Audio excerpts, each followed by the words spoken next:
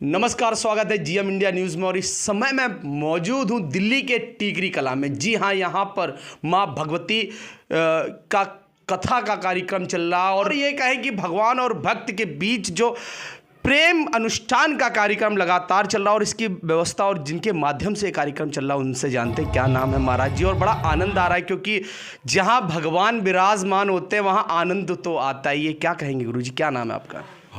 मेरा नाम आचार्य सुरेंद्रधर द्विवेदी, शास्त्री जी कहते हैं मुझे लोग। आज यहाँ माँ भगवती का मंदिर बना, भव्य मंदिर बना और माँ भगवती में प्राण प्रतिष्ठा का कार्यक्रम हुए और कई भगवान विराजमान हुए अपने स्थान पर। लगातार माँ भगवती की कथा चल रही, क्या कहेंगे गुरु जी? यहाँ टिकरी कला एक्सटेंशन ये जगह है, मेट्रो यहाँ स्टेशन है जी। उत्तर प्रदेश और बिहार और कुछ अलग राज्यों की यहाँ जनता थी, तो यहाँ कुछ प्लाट जो यहाँ के बिल्डर काटे थे तो 200 गज मंदिर के लिए छोड़ दिए थे। इसमें यहाँ लोग आकर के कुछ ताश खेलते थे, यहाँ जुआ खेलते थे, कुछ शराब पीते थे। बिल्डर थे सतीश चौहान, तो हमारे पास वहाँ गए कि बोले कि महाराज आपका मंदिर तो द्वारका में है, रजौरी गार्डन में है, हमने एक जगह छोड़ रखी है लेकिन बन नहीं पा रहा है क्योंकि कॉलोनी के जहाँ बीच में है वहाँ छोटे छोटे लोग हैं और सुबह नौकरी करने चले जाते हैं, शाम को अपने घर चले आते हैं। आर्थिक स्थिति इन लोगों की बहुत अच्छी नहीं है, तो मंदिर यदि बना दिया जाए तो वहाँ पूजा पाठ हो और जो जगह धर्म के लिए रखा गया है वहाँ शराब पीना, जुआ खेलना या ऐसा वहाँ बंद हो जाए। तो हमने कहा चलिए उसको देख लिया जाए। तो मेरा मंदिर माँ विंध्यवासिनी सेवा संस्थान सेक्टर 17 द्वारका में है, तो हम आए तो इस जगह को देखे। तो हमने कहा कि ये जगह तो छोटी है, यहाँ लोग रहने वाले भी 25 गज 50 गज के लोग हैं और मंदिर बनाने में करोड़ों रुपए का खर्च आता है और यहाँ से तो कुछ हो नहीं पाएगा। और चूँकि एक रजौरी गार्डन में मेरा विशाल मंदिर है और एक द्वारका में मंदिर है, तो मैं यहाँ मुझे बहुत असुविधा होगी बनाने के लिए। फिर मैं यहाँ से चला गया। फिर वो 1 महीने बाद फ़ोन किया कि महाराज जी आपको कहा था एक मंदिर के लिए, मेरी देखिए वहाँ इच्छा नहीं है बनाने की। तो कहे नहीं महाराज बन जाता तो अच्छा हो जाता। तो एक दिन रात्रि की में मुझे सपना आया कि जो विंध्यवासिनी की स्थापना किए हो वो काली मूर्ति है और एक अष्टभुजी सफ़ेद दुर्गा की मूर्ति है, छोटा बड़ा मत देखो और तुम वहाँ एक स्थापना करो। आया दोबारा, तो हमने कहा उनसे कि भाई ठीक है हम इसको शुरू करेंगे, बनाएंगे मंदिर। तो वहाँ आया और लगभग 40-50 कन्याओं का पूजन किया, उनको चुन्नी उन्नी भेंट किया, माँ से प्रार्थना किया कि हे माँ ये मंदिर आप ही बनाएंगी, मेरे पास तो कुछ नहीं है लेकिन बनवाने वाली आप ही हैं, बनाने वाली भी आप हैं, करने वाली भी आप हैं। आप मुझे एक आगे कर रही हैं तो मैं लेकिन करेंगी आप। मैं यहाँ से गया मंदिर, कुछ भक्त लोगों से बात किया कि उन लोगों ने कहा कि आप शुरू करें और हमारा सहयोग रहेगा। जैसे समझे कि जगदम्बा खुद पहुंची हुई हैं, जिसके यहाँ जाता था कि भाई एक मंदिर बना रहा हूँ। हाँ शास्त्री जी बताइए मैं सेवा करूँगा, क्या क्या भेजूँ? हमने कहा भाई एक ट्रक रोटी भेज दीजिए। हाँ कल पहुँच जाएगा। किसी बार हाँ आइए महाराज जी सुना हूँ कि मंदिर बना रहे हैं आप। तो हमने कहा हाँ बना रहे हैं, तो क्या चाहिए? हमने कहा कि डस्ट भेज दीजिए। अच्छा कितना? 1 ट्रक। अच्छा भेज देंगे। फिर कि जिसके यहाँ जाता था महाराज जी मंदिर शुरू दूसरा किए हैं क्या? हमने कहा हाँ। तो क्या चाहिए? सीमेंट चाहिए। अच्छा मैं भेज देता हूँ। तो महारानी मेरे जाने से पहले वो खुद है लोग तैयार होते थे, तो सामान लोगों ने भेज दिया। और मैं जहाँ पूजा पाठ करने जाता था, जहाँ हवन कराने जाता था, शादी कराने जाता था, जो वो दक्षिणा में लेबर को दे देता था। तो जितना आता था वो दक्षिणा लेबर को दे देता था और मटेरियल करते करते 1 मंजिला बन गया। कुछ अधिकारी वर्ग लोग आ गए, उन्होंने कहा मैं मदद करूंगा, उन्होंने मदद कर दिया, 2 मंजिला बन गया। तीसरा ये समझिए कि ये 3 मंजिला बन गया। अब रही बात कि मूर्तियाँ कहाँ से लाया जाए, तो हमने कहा मूर्ति उसी का लगना चाहिए जो माँ का भगत हो, सात्विक हो और जो महारानी में रुचि रखता हो। दान पुण्य तो करने वाले बहुत लोग हैं। एक सज्जन आए मेरे पास परसों, कह रहे थे कि गुरुजी 1 करोड़ रुपया जुआ में हार गया हूँ। तो हमने कहा बताओ वही कहीं तुम्हारा कुछ धार्मिक काम में लग गया होता। और एक सज्जन आए 21,000 रुपये महारानी के सेवा में लगा गए, तो उनका पैसा और उनका पैसा में आप सोचें कितना अंतर है। तो हमने उनसे कहा कि वो तो महारानी का एक हो कि जो महारानी कहाँ किसका लगवाना चाहती हैं ये भी बहुत बड़ी बात है। सबका वो लगवाना भी नहीं चाहती हैं और सबका भोग भी अर्पण नहीं करना चाहती हैं। जैसे कल रासलीला में दिखा रहे थे महाराज जी, जो रासलीला कल हो रही थी कि विदुर के यहाँ वो केले का छिलका भगवान खाए और दुर्योधन के यहाँ मेवा की थाली छोड़ के चले। तो महारानी किसका लेना चाहती हैं, किसका नहीं लेना चाहती हैं। अब वो मंदिर बन के तैयार हो गया और यहाँ के जो निगम पारिषद हैं गजेंद्र दलाल जी, तो बड़े धार्मिक हैं और ठाकुर जी की परिक्रमा करने वृंदावन हर 15 दिन पर जाते हैं। और उनके भाई सुरेंद्र दलाल हैं, वह भी जाते हैं परिक्रमा करने। तो उनसे हमने कहा कि एक मूर्ति की, अरे बोले कि गुरु जी मूर्ति मैं दूंगा। और हमने कहा कि कृष्ण जी की, बोले वो भी मैं दूंगा। तो 2 मूर्ति की व्यवस्था उन्होंने कर दिया। और शंकर भगवान की रह गई, शिवलिंग की रह गई, शनिदेव की रह गई, विष्णु भगवान की रह गई। तो धीरे धीरे भक्त लोग इसको पूरा, अब हमने कहा कि स्थापना को कैसे किया जाए इस यज्ञ को।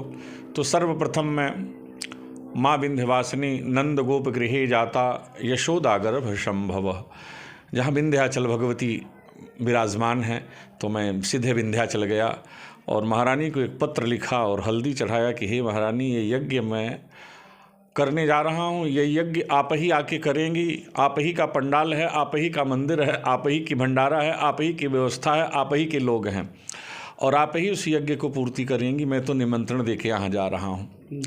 महारानी विंध्यवासिनी विंध्याचल को मैंने निमंत्रण दिया। काशी विश्वनाथ जब मैं पहुँचा तो वहाँ भगवान शिव को मैंने जल चढ़ाया और उनसे मत्था टेका कि प्रभु आप विराजमान हो, मैं निमंत्रण देने आया हूँ। वहाँ से सीधे मैं अयोध्या आया, हनुमानगढ़ी में पूजा किया, हनुमान जी को प्रणाम किया, उनको निमंत्रण दिया। गंगा जी को मैंने निमंत्रण दिया। निमंत्रण करने के बाद फिर आया तो मैंने चित्रकूट के लखन जी से संपर्क किया कि सुंदरकांड बहुत अच्छा आप करते हैं और आप सुंदरकांड का हमें समय दें। तो उन्होंने समय दिया।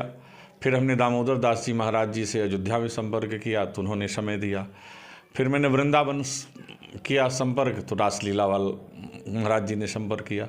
इसी तरह से इसको करते करते समझिए फिर मैंने भंडारा के लिए कि देसी घी से शुद्ध भंडारा चले और यज्ञ देसी घी से हो, आचार्यों की व्यवस्था किया। माँ अपने आप करती गई। आपसे बता रहा हूँ कि 12 बजे हमारी माता जी की तबीयत खराब हो गई। एक हॉस्पिटल में ले गया मैं, तो वहाँ डॉक्टर साहब ने कहा कि इनकी हालत तो बहुत ख़राब है, बड़े हॉस्पिटल में ले जाना पड़ेगा। माता जी भी ठीक हो गई हैं। प्रतीत हो रहा कि वही कर रही हैं, जो कुछ है वही करा रही हैं। संपर्क किया कि इस मंदिर का भारत सरकार के कोई वरिष्ठ IAS से इसका उद्घाटन कराया जाए। तो हमने वाणिज्य सेक्रेटरी IAS पीयूष कुमार के पास हम गए। तो पहले तो गए तो मीटिंग में थे, नहीं मिल पाए। दूसरी बार गए, मीटिंग में थे, नहीं मिल पाए। तीसरी बार हम उनसे फ़ोन किए कि आपसे मिलना चाहते हैं। तो कहे हमारे घर पर मोती बाग टावर में आ जाइए। तो गए तो हमने कहा कि आप देवी के भक्त हैं और पूजा पाठ करते हैं और आपके हाथ से इस मंदिर का उद्घाटन कराना चाहता हूँ। तो बोले अरे मेरे हाथ से। हमने कहा मैं देखता हूँ आप भक्त हैं और भारत के वरिष्ठ IAS ऑफिसर हैं और वाणिज्य सेक्रेटरी हैं। तो कहे कि आपने ये अवसर दिया, मैं ज़रूर आऊँगा। और उन्होंने कहा और हमने कहा नहीं लिखित दीजिए। कहे कि अच्छा लिखित दे रहा हूँ। तो वहाँ से फिर हम आए। आने के बाद उनका एक दिन फ़ोन आ गया कि मुझे जनेवा जाना पड़ गया है और वहाँ से खास मीटिंग की एक अवसर आ गया है और PM का निर्देश है कि मुझे जाना पड़ेगा। मैं मूर्ति प्राण प्रतिष्ठा में कैसे करूं? हमने कहा ये बार मैंने संकल्प किया, कार्ड में नाम भी उनका दे दिया। रात 12 बजे उनका फ़ोन आया कि मीटिंग जनेवा की कैंसिल हो गई महाराज। जनेवा की मीटिंग कैंसिल हो गई। महारानी ने ही लगता है कैंसिल कर दिया। मैं सुबह 10 बजे आ रहा हूँ मूर्ति प्रदान प्रति।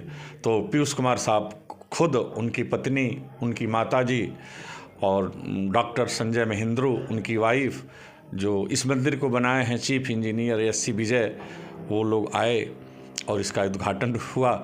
ये कार्यक्रम चल रहा है। रासलीला बहुत सुंदर चल रही है, माँ का भंडारा चल रहा है और 18 तारीख को मूर्ति प्राण प्रतिष्ठा है। बहुत विशाल भंडारा है।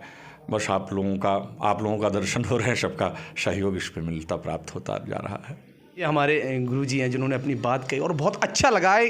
कहीं ना कहीं उनके लिए संदेश है जो ये कहते हैं कि भगवान नहीं है, जो भगवान के ऊपर प्रश्न चिन्ह उठाते हैं। तो गुरु जी की कथा सुनकर, मतलब गुरु जी ने जो बताया आपको, रियल में बताया, एक स्वप्न पर माता ने दर्शन देकर मंदिर निर्माण कराया। और निर्माण कराने वाले ये कौन, माता रानी की कृपा थी जो ये मंदिर बना।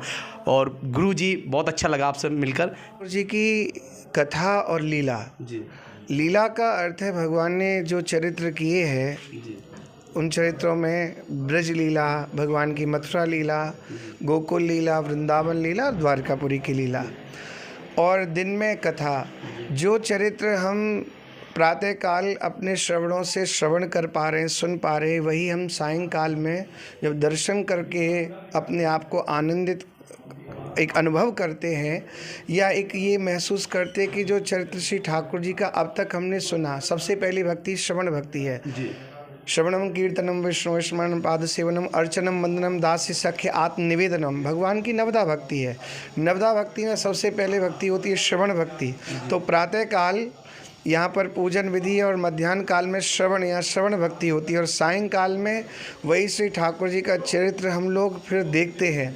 तो दोनों प्रकार से यहाँ के जितने भी रसिक श्रोतागण हैं, जो सुनने वाले हैं, कथा का सुनने वाले और सायंकाल में लीला दर्शन करने वाले, उनके हृदय में ठाकुर जी पूर्ण रूपेण समाहित हो जाते हैं। कई बार क्या है ना, कथा सुन करके आप चल दिए, वो भाव उतना नहीं रहा, क्योंकि श्रवण करने के बाद मनन और चिंतन करना होता है। जो आप सुन करके आए हो उसको मन में बैठाओ।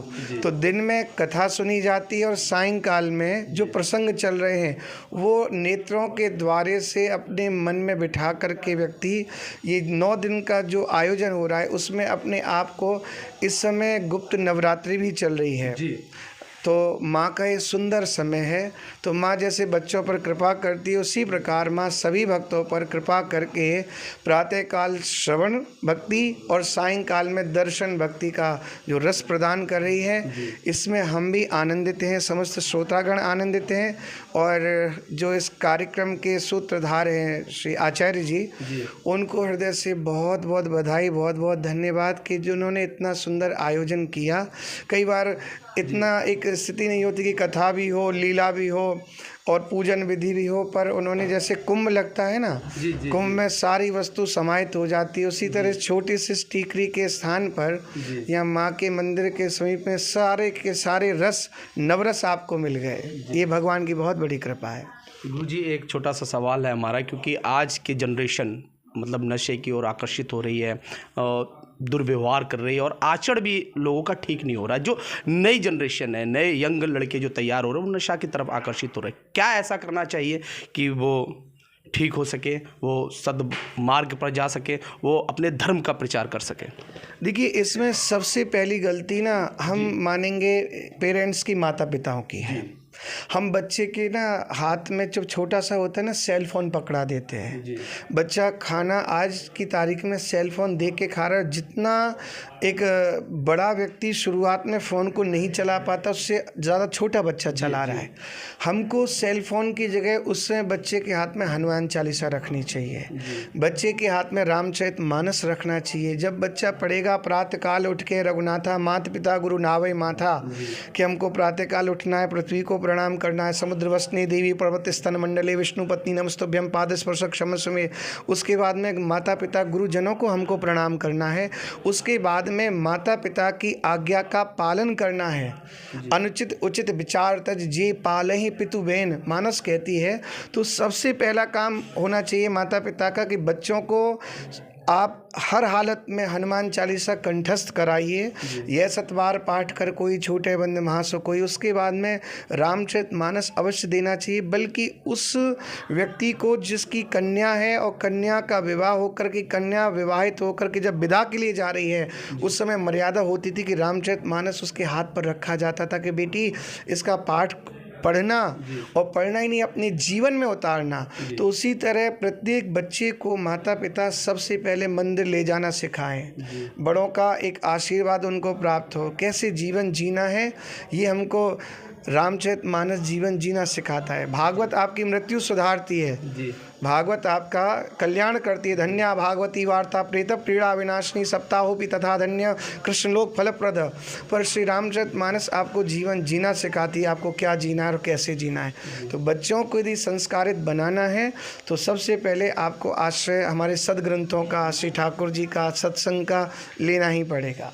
ये गुरु जी सवाल और है, हालांकि पूछना नहीं चाहिए लेकिन फिर भी पूछ रहा हूँ। मैंने काफ़ी समय तक देखा है कि अगर कोई मुस्लिम धर्म का है तो उसे उर्दू आती है, अगर कोई ईसाई है तो उसे वोवेल पढ़ना आता है, लेकिन हिंदू यानी कि एक सनातन धर्म में जो है उसे संस्कृत नहीं आती है। सबसे बड़ी विडंबना है, क्या वजह है ऐसी? इसकी वजह भी वही माता पिता हैं जी। अभी थोड़े समय पहले हम ऑस्ट्रेलिया से लौट रहे हैं, 3 महीने का वहाँ पे कार्यक्रम था जी। और लास्ट डे जहाँ कार्यक्रम चल रहा था वहाँ करीब 21 से 22 बच्चों ने, छोटे छोटे बच्चों ने बैठ करके हमारे संग में अभिषेक में रुद्री पाठ किया। जहाँ हिंदी ढंग से एक नहीं कोई बोल सकता, वहाँ के बच्चे संस्कृत बोल रहे हैं, ऑस्ट्रेलिया के। जी। तो कहने का तात्पर्य, जब तक आप अपने बच्चे, हम लोग क्या चाह रहे हैं इस समय, क्या करें, हम वेस्टर्न कल्चर दे रहे हैं बच्चों को। हम पाश्चात्य जो विधा है या पाश्चात्य शैली है उसमें जीवन जीना सिखा रहे हैं। इंग्लिश सीखना बुरी बात नहीं है तो एक फिल्मी गाना, हमारे फ़कीर संत कहते थे, मेरा जूता है जापानी, ये पतलून इंग्लिस्तानी, सर पे लाल टोपी रूसी, फिर भी दिल है हिंदुस्तानी। जो कहने की बात थी ना पहले लोगों की, वो जो मन है ना, वो वास्तव में आपको भारतीय संस्कृति में ढालना ही पड़ेगा।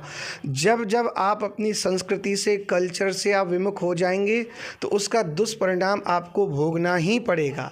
तो इसके लिए उन माता पिताओं से भी एक करबद्ध निवेदन है, आप अपने बच्चों को संस्कृत अवश्य पढ़ाएं।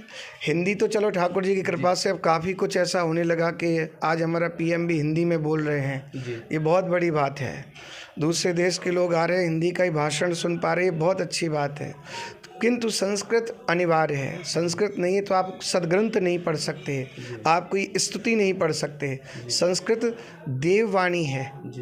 और आपका एक जो प्रदेश रहा है जिसको आप जम्मू एंड कश्मीर कहते हैं, कश्मीर की जो भाषा है वो संस्कृति होती थी। आज भी श्लोक में आप सुनते हैं, नमस्ते शारदे देवी काश्मीरपुर वासिनी। हाँ, तो वो कश्मीर में निवास करती थी माँ सरस्वती, वहीं का एक भाव माना जाता है। तो इसलिए संस्कृत अनिवार्य है। संस्कृत से ही तो संस्कृति है जी, कल्चर तो वही है। बिल्कुल। हम यदि कोई भी देश का कोई पीएम आए, प्रेसिडेंट आए, वो अपनी भाषा में बोलना चाहता है। हम यदि उस संस्कृत को नहीं एक जिएंगे तो का, और बाहर के देश के लोग आकर के वृंदावन में आप दर्शन करिए, अपने बच्चों को संस्कृत सिखा रहे हैं। बाहर के लोग जब सिखा रहे तो हम लोग क्यों ना सीखें। इसलिए सबसे प्रार्थना है, अपने बच्चों को अवश्य संस्कृत का अभ्यास कराएं, उतना तो कम से कम पढ़ाएं। भले व्याकरण उतने अच्छे ढंग से ना पढ़ा सके कि हम ग्रंथ पढ़ पाएं, इतना अति आवश्यक है। बहुत बढ़िया महाराज जी, आप बहुत अच्छा लगा आपके मुखमंडल से जो ज्ञान की बातें मिली, बहुत ज़्यादा सीखने को मिली है। क्योंकि सही कहते हैं कि संस्कृति को हम छोड़कर विदेशों की नीतियों को जानने की कोशिश करने लगे, वहीं विदेश के लोग भारत की संस्कृति को खगोलने लगे। हमारे साथ एक और महाराज जी हैं, उनसे भी जानते हैं, क्योंकि शाम का जो कार्यक्रम है बड़ा सुंदर और भव्य है। जो भी देखने वाले हैं बहुत आनंद लेते हैं भक्ति में। क्या कहेंगे महाराज जी, शाम का कार्यक्रम बहुत सुंदर और भव्य होता है। पहले आपका नाम क्या है? मेरा नाम भगवत किशोर व्यास जी मुझे कहते हैं जी। श्रीधाम वृंदावन से जी। ब्रजमाधुरी लीला संस्थान के माध्यम से हम लोग रासलीला, रामलीला, भक्त चरित्र, इस प्रकार के कार्यक्रम जी अपनी संस्कृति का प्रचार प्रसार करने के लिए देश के कोने कोने में करने के लिए जाते हैं जी। और इसी प्रकार के धार्मिक अनुष्ठानों में प्रायः हम लोगों को बुलाया जाता है जी। लगभग 30 लोगों का हमारा ग्रुप है इस समय जो यहाँ आए हैं जी। और हम लोग यहाँ भगवान कृष्ण के जन्म से लीला प्रारंभ की है जो भागवत के 10वें स्कंद से वर्णन किया जाता है जी। उसी के अंतर्गत भगवान की बाल लीलाओं का मंचन यहाँ किया गया है जी। उसके अलावा फिर कुछ भक्त चरित्र या महाभारत के भी कुछ प्रसंग हम लोगों ने यहाँ, जैसे अर्जुन के लिए भगवान ने गीता का उपदेश किया या पितामह भीष्म की प्रतिज्ञा, द्रौपदी के ऊपर कृपा, इस प्रकार के प्रसंग भी हम लोगों ने यहाँ मंच से रखे हैं और वे सारे के सारे प्रसंग एक प्रेरणादायक होते हैं। एक कथा के माध्यम से सुना जाता है और एक लीला के माध्यम से देखा जाता है। सुनने के लिए सुनने वाला जो जिज्ञासु है वो भी समझदार और प्रबुद्ध होना चाहिए, क्योंकि ऐसा संतों का भी मत है कि श्रोता वक्ता ज्ञान निधि कथा राम के गूढ़। तो दोनों ही समझदार हों तो उसको समझ पाते हैं। गूढ़ रहस्य को भी बताने वाला भी तब समझा पाता है कि जब समझने वाले ठीक हों, परिपुष्ट हों। लेकिन रासलीला एक ऐसा माध्यम है कि इसके माध्यम से छोटे अबोध बालक भी समझ जाते हैं। रामलीला के माध्यम से अबोध बच्चे भी समझ जाते हैं कि हमारी संस्कृति क्या है। और एक बार जो वो लोग देख लेते हैं वो अमिट छाप उनके हृदय में बस जाती है। हमने कभी महात्मा गांधी जी की जीवनी में पढ़ा था कि उन्होंने 10 वर्ष की आयु में एक बार सत्यवादी राजा हरिश्चंद्र जी का चरित्र कहीं देखा था, और उनके मन में वो बात ऐसी घर कर गई कि सत्य से बढ़कर के कोई दूसरी शक्ति नहीं हो सकती। और उसका परिणाम ये हुआ कि आज महात्मा गांधी के नाम को विश्व का प्रत्येक बच्चा जानता है। राष्ट्रपिता की किताबें भी मिली है। जी। तो कहने का तात्पर्य है कि रासलीला, रामलीला या इस तरह के धार्मिक जो मंचन होते हैं वो अपने संस्कारों को बड़ी आसानी से लोगों तक पहुंचा देते हैं। सत्संतों का जो साहित्य है, जैसे सूरदास जी की वाणी है, नंददास जी की, तुलसीदास जी की जो पदावली है, अब उसको कहाँ लोग पढ़ने के लिए बैठे हैं। वो मंचन के माध्यम से ही ये सब उनका जो संदेश है महापुरुषों का वो जन जन तक पहुँच जाता है और उसका आम लोग उसका लाभ उठा पाते हैं, अपने जीवन को दिशा और दशा दे पाते हैं और अपने कल्याण का मार्ग प्रशस्त कर पाते हैं। महाराज जी, एक छोटा सा सवाल है कि आज के दौर पर जहाँ आदमी अपने लिए समय नहीं निकाल पाता है, गृहस्थ जीवन में इतना व्यस्त हो गया कि ईश्वर के प्रति लगाव नहीं रख पाता है, तो क्या ऐसा करे कि भगवान के प्रति उसकी उम्मीद बढ़े, वो भगवान के प्रति ईमानदार बने अपने बहुमूल्य समय में भी, क्योंकि आपको पता है कितना व्यस्त जीवन है, उसमें भगवान के लिए भी समय निकाले। क्योंकि और धर्म लोग अपना प्रचार प्रसार लगातार कर रहे हैं, लेकिन सनातन धर्म नीचे स्तर तक जा रहा है, क्या कहेंगे? इसके लिए सबसे बढ़िया बात यह है कि हम लोगों को बार बार सत्संग का आश्रय लेना चाहिए। जब तक व्यक्ति सत्संग में नहीं जाएगा तब तक वो भगवान के स्वभाव और प्रभाव को कैसे जान पाएगा। हम लोग किसी से प्रेम तब कर पाते हैं कि उसके प्रभाव को जान जाएं। रामचरितमानस में एक बड़ी अच्छी चौपाई आती है, अर्धाली आती है। भगवान शंकर से पूछा गया कि भगवान राम के प्रति प्रेम कैसे किया जा सकता है, तो भगवान शंकर कहते हैं कि उमा राम स्वभाव जेहि जाना, ताहि भजन तज भावना आना। एक बार जो राम जी के स्वभाव को कोई व्यक्ति जान जाएगा तो उसे भजन करने की ज़रूरत नहीं पड़ेगी, बल्कि उसको बिना भजन के कुछ अच्छा ही नहीं लगेगा, स्वतः ही होने लगेगा, स्वाभाविक रूप से होने लगेगा। और यथार्थ में वही भक्ति है, वही प्रेम है जो स्वाभाविक रूप से हो, और वो स्वाभाविक रूप से तब हो पाएगा कि जब हम भगवान के चरित्रों को सुनेंगे, देखेंगे, सत्संग में जाएंगे। ये उतना ही आवश्यक है कि जैसे हम लोगों को नित्यचर्या में खाना पीना सोना नहाना धोना आवश्यक होता है, उसी प्रकार सत्संग भी जीवन के उत्कर्ष के लिए परम आवश्यक है। व्यक्ति को समय निकालना चाहिए और सत्संग में जाना चाहिए, बार बार उसको श्रवण करना चाहिए, बार बार उसका निधिध्यासन और स्मरण करना चाहिए। एक हाथ से दूसरे हाथ तक ताली पहुंचती है जी। तो उसी प्रकार जब तक एक से नहीं बजती दूसरे, तो भक्त और भगवान जब एक होते हैं ना जी, तो वो दोनों मिलकर के तो उसमें और अधिक प्रकाश होता है। जैसे किसी दर्पण के आगे आप प्रकाश को रखिए, या तो मतलब तो उससे क्या उस प्रकाश की मात्रा और अधिक हो जाती है और उसकी गुणवत्ता और अधिक हो जाती है। मानो जैसे एक बल्ब का उजाला अगर शीशा में दिखाइए, आप दर्पण में दिखाइए, तो उतना ही प्रकाश शीशे के द्वारा हो जाएगा आपके। ठीक उसी तरह, और इसीलिए ठाकुर जी को वृंदावन आना है और तो अपने गौलोक धाम से या अपने बैकुंठ धाम से आना है, तो केवल इसीलिए कि पृथ्वी पर मुझे भक्त मिलेंगे। बैकुंठ में भक्त नहीं होते, पृथ्वी पर ही भक्त होते हैं। और उसके लिए ही श्री कृष्ण लीला या रासलीला जब श्री राम वृंदावन में श्री राधा कृष्ण की हुई है। फिर वृंदावन से जब ठाकुर जी मथुरा या द्वारका गए हैं ना, तो वहाँ राधा रानी नहीं गई हैं, क्योंकि ये उनकी पावन भूमि है श्री धाम वृंदावन। वह केवल रास के दर्शन कराने, भक्तों को सुख देने के लिए, अपने रास के रसकों को सुख देने के लिए आती है। और ये लगभग 550 वर्ष पुरानी रासलीला की परंपरा है, जिसको हम लोग ब्रजवासी जन निभाते हैं। अपने श्री धाम वृंदावन से इस सतचंडी यज्ञ में दुर्गा माता की प्राण प्रतिष्ठा महोत्सव में अपने लीला संस्थान के द्वारा हम लोग यहाँ लीला करते हैं अनवरत, और भक्तों की भी काफ़ी अधिक संख्या होती है। और जो लोग बैठ करके 4 घंटे बहुत आनंद के साथ ठाकुर जी के लीला दर्शन करते हैं, हम उनको भी धन्यवाद देते हैं। और आने का जो मुख्य कारण है वो श्री सुरेंद्र द्विवेदी जी, वो शास्त्री जी महाराज को धन्यवाद देते हैं, जिन्होंने श्री ठाकुर जी को वृंदावन से बुलाया, रास बिहारी जी को वृंदावन से बुलाया, श्री कृष्ण लीला का दर्शन सबको कराया। उसका लाभ हमारे इन भक्तों को होता है, और हमारे जो दर्शक जन आते हैं, और या जिसने नहीं देखी है कभी जीवन में, वो उन लोगों को भी उसका आनंद प्राप्त होता है। तो कभी जिसने इसका स्वाद ही नहीं चखा है, तो अब जैसे समावेश में हो 10 लोग ऐसे होते हैं जिन्होंने देखा है, 10 लोग ऐसे, 20 लोग ऐसे जिन्होंने जाना है और देखा नहीं है। तो जिसने जाना है देखा नहीं है, और बहुत से लोग हैं जिन्होंने जाना भी देखा भी, लेकिन जिसने जाना नहीं देखा नहीं, वो भी इसी संख्या में शामिल होते हैं। लेकिन महाराज जी एक सवाल होता है, क्योंकि आदमी आज के जनरेशन में कई लड़के जो गलत काम कर देते फिर बाद में कहते थे हमारे जो आदर्श भगवान श्री कृष्ण हैं उन्होंने भी अपने जीवन में रास लीला किया था। तो मतलब कहीं ना कहीं ये चीज़ निगेटिव मार्क चिन्ह लगा देती। उस विषय में क्या कहेंगे कि भगवान कृष्ण की जो रास लीला है वो किस तरह की, और जो हम लोग ना जानते हुए भी और भगवान के ऊपर थोप देते, इस विषय में क्या कहेंगे? मैं आपको एक उदाहरण सुनाता हूँ, आपके ही ऊपर सुनाता हूँ। अमृतसर में मैं जब लीला करने गया था, तो वहाँ पर एक पत्रकार महोदय आते थे प्रतिदिन। मैं उनको समझाता था तो वो बहुत जल्दी शॉर्ट में ही समझ लेते थे, तो मैं उनको समझाऊँ तो उनको समझ में नहीं आया। हमने कहा क्यों नहीं आ रहा आपको समझ में? वो तो बहुत जल्दी समझते थे। तो हम 4 बात बताते तो वो 10 बात लिख लेते थे। बोले जी मैं क्राइम का रिपोर्टर हूँ। मेरी बात समझ रहे हैं आप? जी। वो उस पत्रकार ने कहा, बोले वो अध्यात्म के रिपोर्टर थे, मैं क्राइम का रिपोर्टर हूँ। तो मैंने कहा भैया तुम्हारी समझ में नहीं आने वाला। तो कहने का मतलब जो जिस डिपार्ट का रिपोर्टर होता है, आपको भी रास समझ नहीं आता है। रास की परिभाषा वो क्या होती है वो नहीं जानते।